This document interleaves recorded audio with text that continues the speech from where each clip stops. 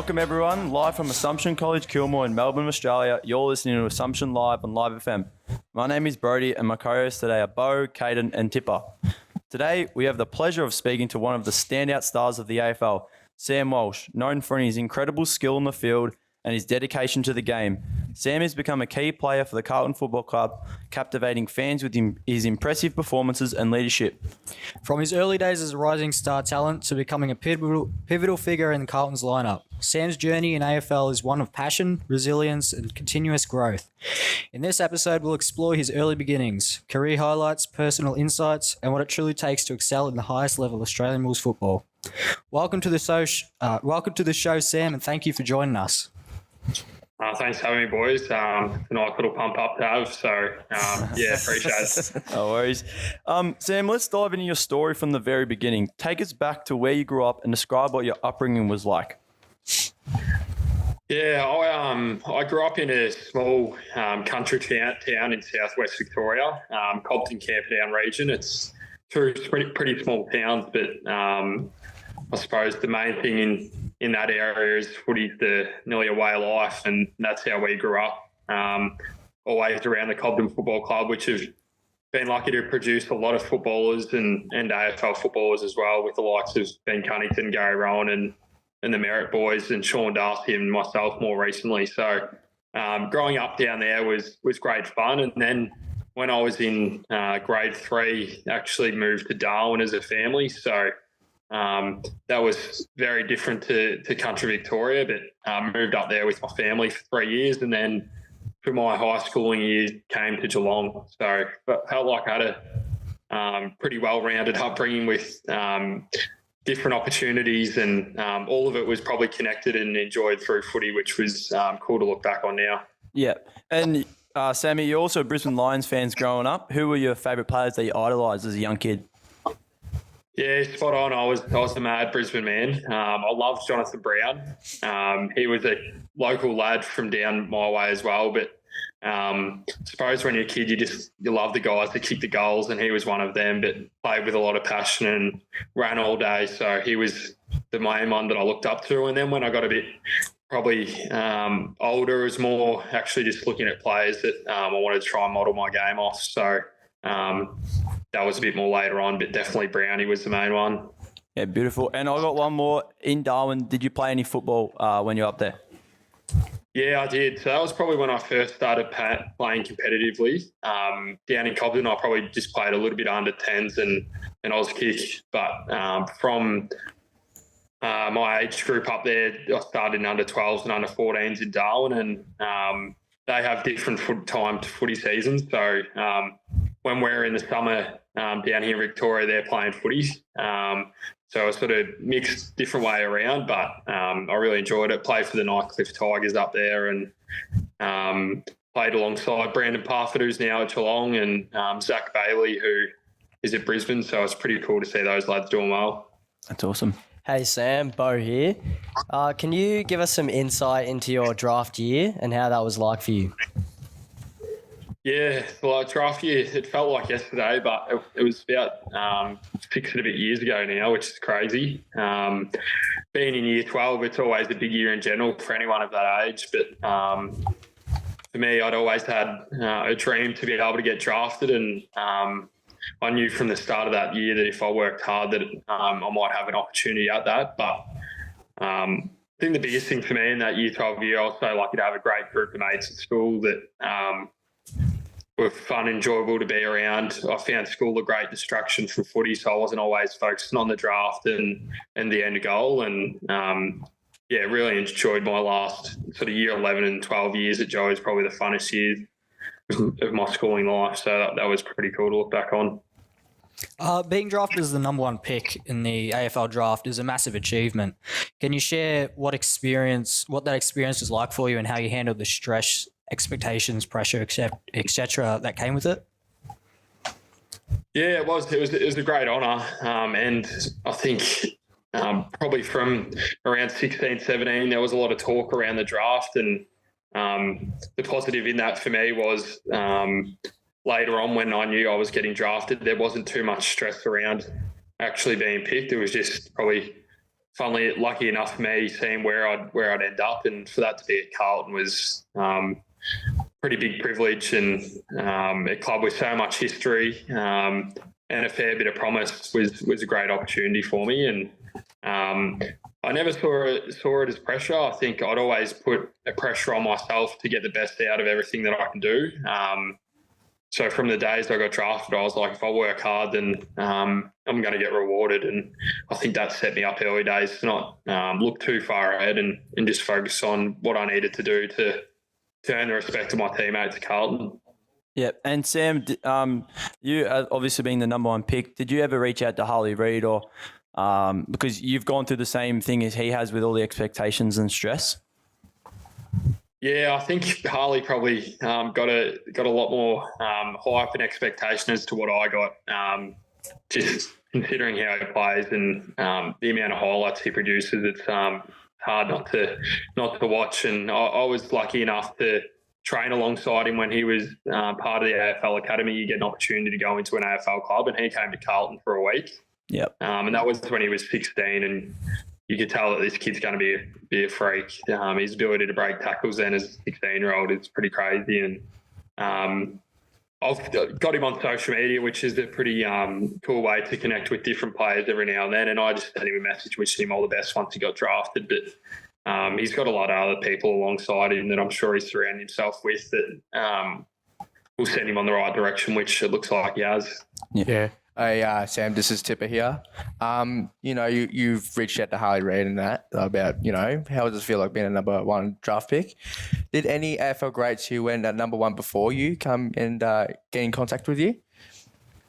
Yeah, it's a good question because you sort of you quickly forget like that there's probably a club of us in the number one pick, and like I mentioned before, through the social media and that, we're able to connect with each other. But I was actually good friends with the McCartan boys. They're from down in Geelong, and best mate is Tom McCartan. So Paddy was pretty good to me in my top age year, and just talking to me about how I can handle the year and a few of the expectations. And even more recently after the draft, guys like Cam Rayner and Andy McGrath reached out, who were number one picks more recently. So they're really good about it. They probably I don't think they try and say too much. It's just sort of a bit of a nod of respect that you've done the work to get to this position, and now all the best with everything to come was really the main message.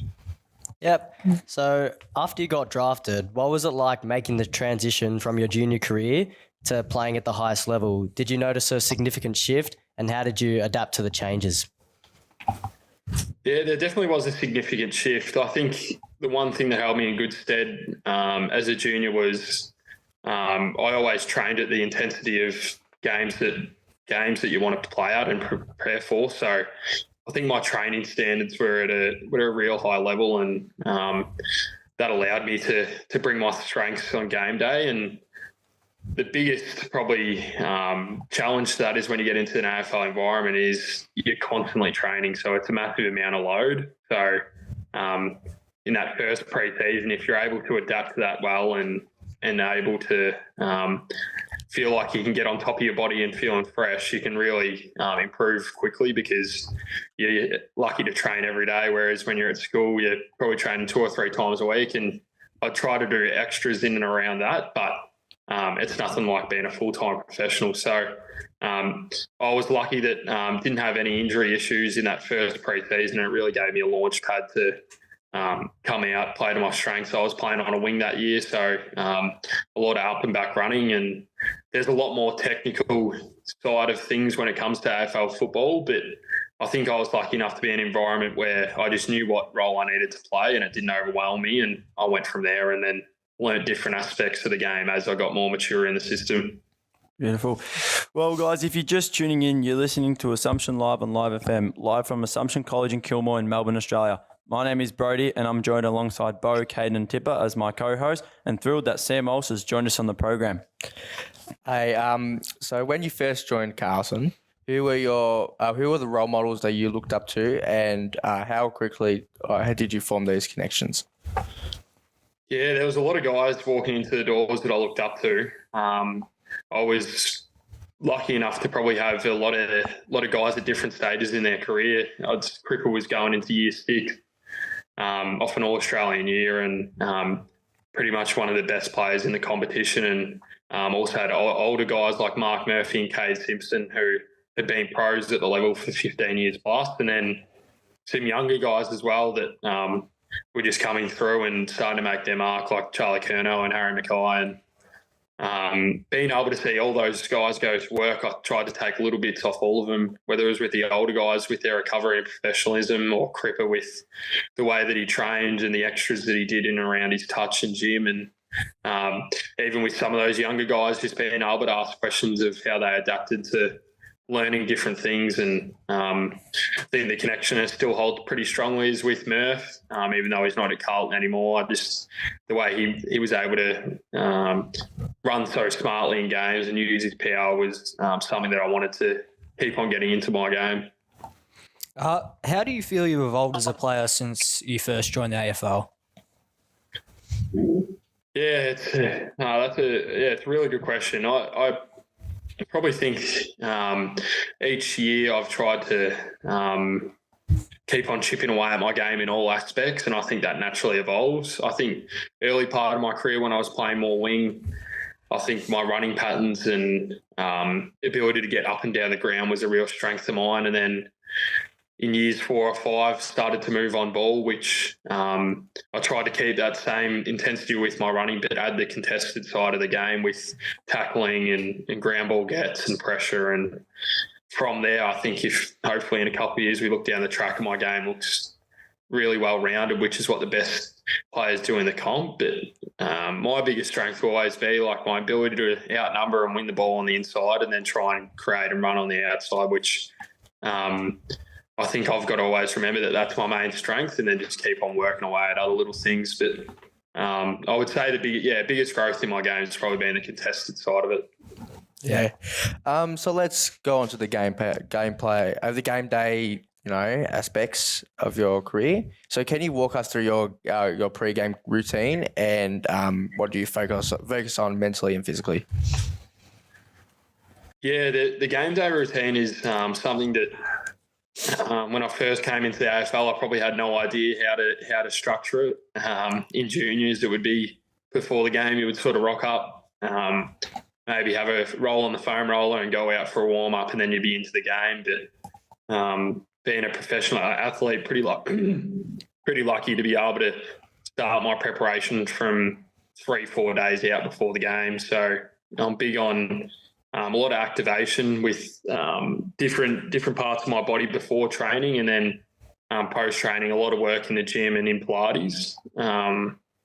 And then game day, it's a lot more in and around how am I mentally prepped, what are my focuses, and then also like just how do I get my body ready to play, which is around a 2-hour process before the game. So that's it about it. How have you embraced that leadership role within the team, and what qualities do you think are essential to be the good leader you are? Yeah, I think the biggest thing for me, leadership, being involved in a fair bit of it since I've been at the club and prior to that, but just being able to be yourself is the biggest thing that I've learned. And then from there, I think you're trying to set an example for people to follow, and I've been able to learn a fair little bit about leadership, but just remembering the impact you can have on others and how you can then work together within the team to look for the outcome you want. And I think the biggest thing for us at Carlton now is we've got a strong leadership group, but it's weight of numbers. There's a lot of guys that are putting their hand up to be vocal out on the field and communicating. So, yeah, that's probably the biggest aspect of leadership that I've learned. It's just how you can get together in a group and work as a team. Yeah. You've had a lot of big moments in your career. What has been the most memorable moment of your career so far, and why? Yeah, I've been lucky to have a few memorable moments. I think it's always hard to go past your first win. That was against the Doggies, and I kicked a goal on the siren, not to win the game, but to finish off what was a fun day. And done a lot of hard work and training with great group of mates up until that point. So getting that first win was pretty rewarding. But It's hard to go past the quarter final last year against Melbourne. It's what you dream of as a kid when you've got 95,000 at the MCG, and for us to win that in the way that we did with about a minute left was amazing. Just to see the impact that it had on everyone around us. There's that many strong Carlton supporters that gave them so much joy, which they hadn't seen success like that in a fair while. So that finals footy was a very addictive feeling, and you definitely want to get back to that point. Can you describe that feeling being in the middle of the MCG with 95,000 absolutely screaming, especially in that last minute when Doherty's running down and kicks it to Acres? Like, that feeling must be amazing. Yeah, I've never heard anything like it in my life. There's rare moments out on the footy field where you get goosebumps and think this doesn't even feel real, and that was one of them. But you've got to quickly click back into gear and know that we're only up by 2 points, so we had to lock in from there. But after the Sydney game and that game, there's not many sports in the world that you're able to experience that type of emotion and in front of that big of a crowd. So that will be a moment that I'll always look back on fondly. Yeah, so you've been in the AFL for quite a while now, and I assume you have faced some big challenges in your career. So can you share us an instance where you faced a significant challenge or a setback in your career, and how did you overcome it? Yeah, the biggest challenge that I've faced since I've been in the AFL would have to be injuries. I think a lot of people would say that in professional sport, let alone in the AFL, but I probably had a few hiccups here and there, but the most major one was around my back injury, and missed the last game of 2022 with it, but then required surgery a couple of months later. And although it was hard to take at the time, I just had to quickly switch it into the mindset that I want to be a better player off the back of this, and put in the work. And that's something that I did. And last off season had another hiccup with the back and missed the start of the year again. So it's definitely an element that tests your resilience with injuries. But in at the club, you don't have to look too far to gain inspiration. And play like Sam Doherty, who's probably the most resilient, tough guy that I've ever played with. He was sort of a guy that you look to in those situations, and for him to be able to get through what he has really gives you motivation to think that you can work through sort of these injuries and come out better. Yep. What kind of legacy do you hope to leave in the AFL and at the Carlton Football Club? Yeah, the legacy I'd love to leave is a successful one from a team point of view. As I mentioned before, I was lucky to get drafted to Carlton, which is such a historic club. But the reason why that is because they had a lot of great teams that played together and reached the ultimate goal, which was a grand final. And I'm going to have great mates from footy for life no matter what, but it's going to be an added point of difference if you can get the ultimate success on the back of that. And I do feel like we've got the group for that at the moment, but it's about putting in the work. And I think teams that get to that level have just got that added intensity, added teamwork. So we're sort of trying to reach that goal. Okay, then you're going to do it. We'll just finish up with some quick fire questions if that's all good with you. No worries. Righto. Yep, so first one, what's your all-time favourite TV show? I would say Top Boy. Who is the coach's pet?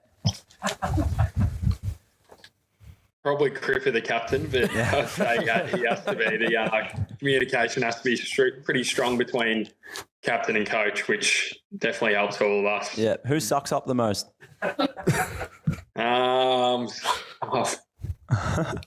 Probably anyone that's on the verge of getting a game. I reckon. So who's the worst dressed at the club? Worst dressed? Yep. Probably Matt Kennedy, I reckon. Kennedy. Favourite player to go up against? Favourite? It's a good question. Think deeply. It's quick. Yeah, I'm trying to think. I don't mind going up against guys that I was drafted in the same year against. You've always got that added sort of point to prove against some of those guys, but then also a good relationship as well. So I'd say them. And then I've got one of my best mates, Tom McCartan, plays for Sydney, so it's always fun playing against him. If you could pick 3 people to have dinner with, dead or alive, who would they be? I would pick LeBron James. Yeah. Great call. If he could speak English, Leo Messi, but if he couldn't, I'll sub him out for Ronaldo and Will Ferrell. Wow, that's pretty good. Now, pump up here. Who's your favourite restaurant in? What's your favourite restaurant in Melbourne, and what's your go-to feed from there? I have a few favourites, but I would have to say I like Squire's Loft, a really good steak. That's pretty good. $50 Go there mate. too. Yeah, but that one. But then we also go to Mario's, which is an Italian restaurant pre-game, so that's hard to go past from a pasta point of view. Beautiful. Yeah. So if you were to be a main character in a movie, any movie, what movie would you like to play in?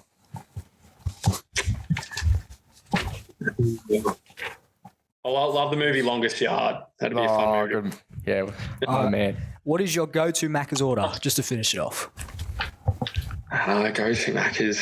I love ice cream, man, so I reckon it'd have to be a McFlurry, but then maybe just a big chicken on the side, but save that for the off-season.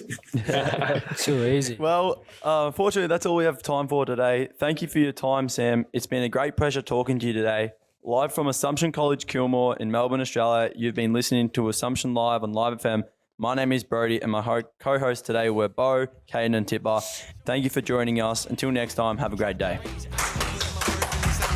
Cheers, boys. Maybe the head's down in the dirt now. We've been holding back a bit of aggression. It might be time that we